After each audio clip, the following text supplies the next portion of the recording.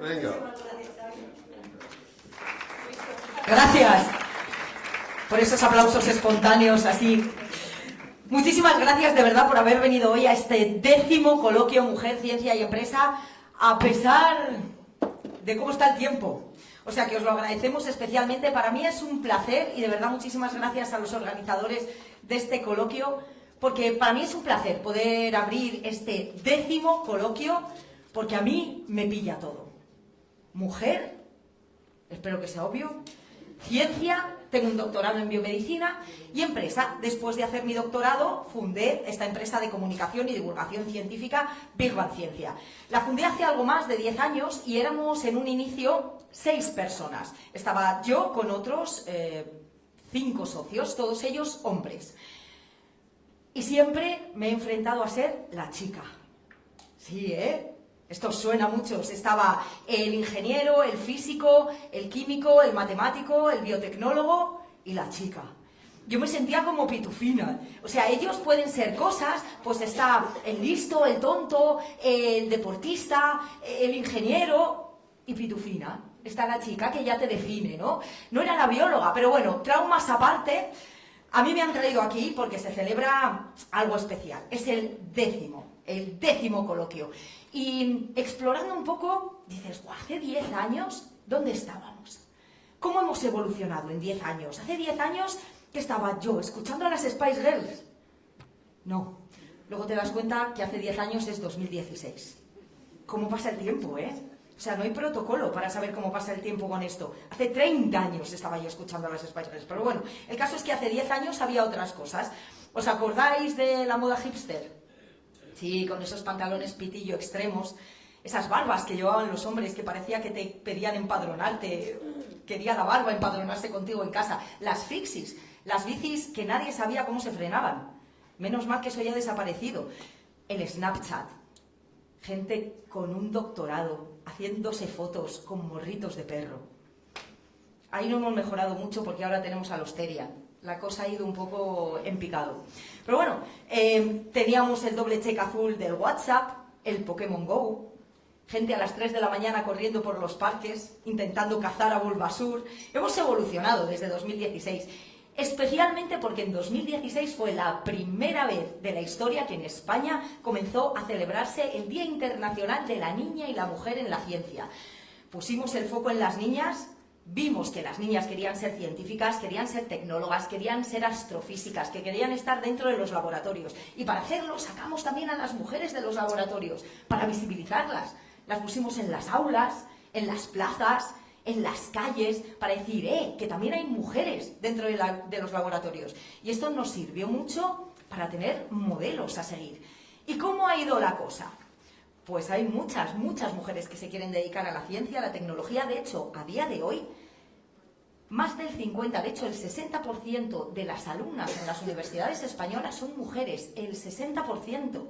Llenamos las aulas de las universidades. Es verdad que todavía nos falta un poquito en las carreras tecnológicas, en las carreras más técnicas, las ingenierías, pero en general podemos decir que las mujeres llenan las aulas.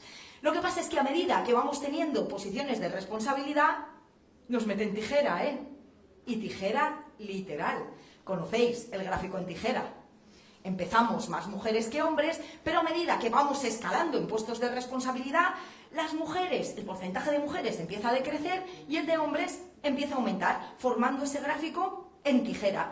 De hecho, a día de hoy, bueno, en 2025, el último año del que se tienen datos, en las universidades el número de catedráticas mujeres es aproximadamente un cuarto.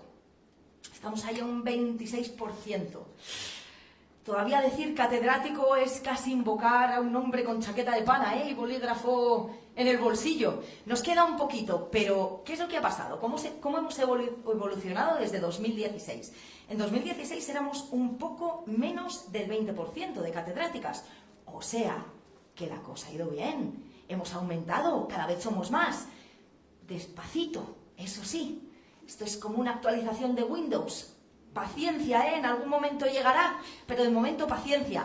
Pero no solo ahí, no solo en el número de catedráticos, ¿qué es lo que pasa cuando nos vamos dentro de los laboratorios? También hay más mujeres. De hecho, investigadoras principales, según los últimos datos, el número de investigadoras principales llega a un 40%. Ahí estamos, un 40% de investigadoras principales, de mujeres dirigiendo laboratorios. Vamos bien.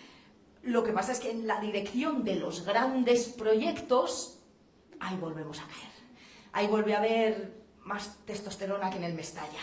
En la dirección de grandes proyectos nos cuesta un poquito más, Pero ¿qué es lo que está pasando ahí? ¿Por qué hay menos mujeres en la dirección de grandes proyectos? ¿No queremos asumir puestos de responsabilidad? ¿No nos dejan asumir puestos de responsabilidad? Porque cuando hay que organizar un congreso o hay que escribir un proyecto con perspectiva de género, ahí nos llaman a todas, ¿verdad? Ahí estamos las primeras. Menos mal de los proyectos con perspectiva de género. 2016, los primeros años en los que se exigía de manera ya formal que los proyectos incorporasen esa perspectiva de género. No solo porque el número de mujeres y hombres que formaban parte del proyecto tenía que ser más o menos equilibrado, sino porque empezamos a estudiar a las mujeres. En los proyectos de medicina, de biomedicina, que es mi campo, antes, las mujeres eran algo en lo que extrapolar resultados. Tú podías decir, voy a estudiar dolor neuropático, mecanismos de transducción del dolor neuropático en el ser humano. ¿Y a quién estudio? Un ser humano estándar, un hombre. La mujer era la versión beta. Los resultados se extrapolan y a ver si las cosas salen bien. Yo, de hecho, en mi proyecto de investigación, en mi proyecto de tesis, yo estudié cáncer, y una de las cosas que hacíamos era estudiar los tratamientos, cómo afectaban distintos tratamientos a células tumorales en diferentes estadios del ritmo circadiano, es decir, a lo largo del día. Y para hacer esos estudios utilizábamos, yo estaba en una fase preclínica, utilizábamos ratones macho. ¿Por qué? Porque ya teníamos una variable, cómo afecta a lo largo del ritmo circadiano, pero no queríamos meter otra variable, que sabéis cuál es, ¿verdad? Los ciclos hormonales. Las mujeres tenemos ciclos y es una variable que hay que tener en cuenta a la hora de hacer los estudios. Y no siempre era algo, no tenemos recursos, no tenemos tiempo, pues nos quitamos un ciclo. Porque, las mujeres menstruamos y eso mancha los resultados, quiero decir. Al final no tienes resultados tan finos como estudiando solo machos, porque todo el mundo sabe que los hombres son emocionalmente mucho más estables que las mujeres. Nunca han declarado una guerra, nunca han invertido todo su capital en criptomonedas, ni se han comprado una Harley a los 50. Son mucho más estables, el problema está en la progesterona, ¿verdad?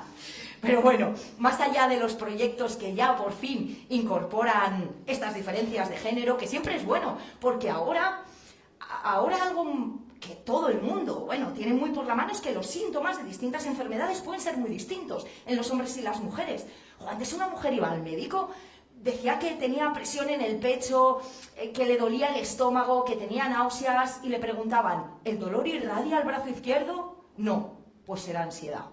A casa con un tranquimacín, cuando en realidad le estaba dando un infarto, porque los síntomas de los infartos son distintos en hombres y en mujeres no irradia el brazo izquierdo. Pero eso es algo que ya, en estos últimos 10 años hemos ido incorporando cada vez más. Ya es algo que manejamos, ¿verdad? Sí, ya es algo que manejamos. Pero vámonos a la empresa, porque hemos dicho mujer, ciencia, bien, ya hemos visto cómo estamos dentro de los laboratorios, ya hemos visto esos proyectos de investigación, pero ¿qué es lo que pasa en la empresa? Año 2024, por fin, los consejos de administración de empresas del IBEX 35 llegaron a un 40% de mujeres, 40%. Hombre, esto se merece un aplauso. Estamos ahí casi un 50-50, dentro de nada el sorpaso. Lo que pasa es que volvemos a lo mismo. Estar en un consejo de administración no es tener el poder ejecutivo, no es estar en lo más alto. Y cuando hablamos de cargos de más responsabilidad, volvemos a tener esa gráfica en el que nos vamos evaporando, en el que desaparecemos. Los cargos directivos de más alta responsabilidad ya van bajando un 20% y ya una mujer CEO, es como un unicornio. Tú ves una mujer CEO y la pones delante en la foto de hacerle fotos que se nos va. Es como una especie en peligro de extinción. ¿Y qué es lo que pasa ahí? ¿Qué es lo que pasa? Seguro que muchas habéis escuchado lo del techo de cristal, algo invisible que, ostras, todavía no sabemos bien definir qué es lo que es. ¿Qué es ese techo de cristal? ¿Es algo contextual? ¿Es algo por lo que las mujeres tenemos miedo a competir? ¿Tenemos miedo a los puestos de mayor responsabilidad? ¿Qué es lo que pasa con ese techo de cristal? ¿Coincide con un suelo pegajoso? ¿Coincide con el suelo de cristal de otras personas que están ahí arriba y no quieren perder sus privilegios? Pues es algo que todavía tenemos que analizar y seguro que en esta mesa redonda que tenemos aquí después vamos a tener muchas pistas acerca de qué es lo que pasa ahí. Otra cosa que me hace mucha gracia, ¿no?, cuando hablamos de empresa y de mujeres que llegan a puestos directivos altos, es que te dicen, es que es brillantísima. Hombre, ¿cómo no va a ser brillantísima? Brillantísima, experta en el tema, políglota, estratega, madre de dragones, mediadora internacional. Si es que para que una mujer tiene que llegar a lo más alto, tiene que ser lo máximo. Ellos llegan siendo potencialmente buenos. Tienen mucho potencial. Tira, adelante. Todavía nos queda un poquito ahí que gestionar, ¿verdad? Pero sí, efectivamente hay mujeres muy válidas ocupando puestos de responsabilidad. Y la tendencia es al alza. Está bien, pero tenemos que acelerar el proceso. Y os contaba, yo monté una empresa de comunicación y divulgación científica. Hacemos muchas cosas de distintos formatos y uno de los formatos que utilizamos es el formato monólogo científico, las artes escénicas, la puesta en escena. Y yo he tenido también que escuchar durante todos estos años, es que las mujeres no sois graciosas. ¿Por qué hay tan pocas cómicas? Ay, es que las mujeres no sois graciosas. Pero ¿cómo vamos a ser graciosas si no nos dejáis hablar? Y no nos dejáis hablar no solo por el tema del mansplaining, que esto está también muy hablado, sino literalmente no aparecemos en los guiones. ¿Conocéis el test de Bechdel? Algunas sí, otros no. Es un test que evalúa las brechas de género en las películas que se producen cada año. Para superar el test de Bechdel solo necesitas 3 cosas. Que la película tenga al menos 2 mujeres en el reparto, o sea, 2 o más de una. Que esas 2 mujeres hablen entre sí en algún momento y que esa conversación no sea sobre hombres. Fácil, ¿verdad? Pues no lo pasamos. El test de Bechdel, de hecho, en 2016, los datos de hace 10 años, solo el 30% de las películas producidas en 2016 pasaban el test de Bechdel. En 2025, al 26 todavía no le podemos poner datos, en 2025 el 60%. Bueno, vamos teniendo cada vez más protagonismo, vamos viendo normal que una mujer hable.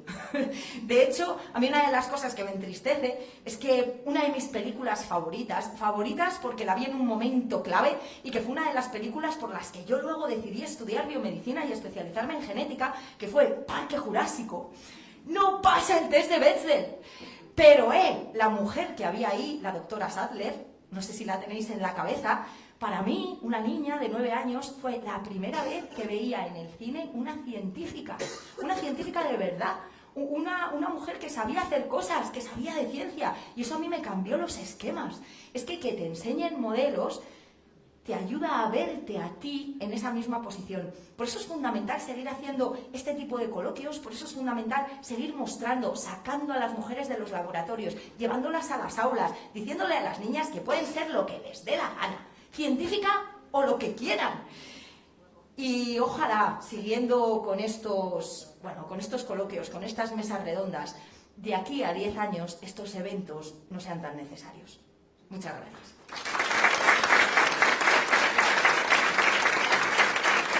Y ahora damos paso a esa mesa redonda que seguro que muchos de estos temas nos va a resolver. Aquí vengo yo, pero menudo papelón después de Elena.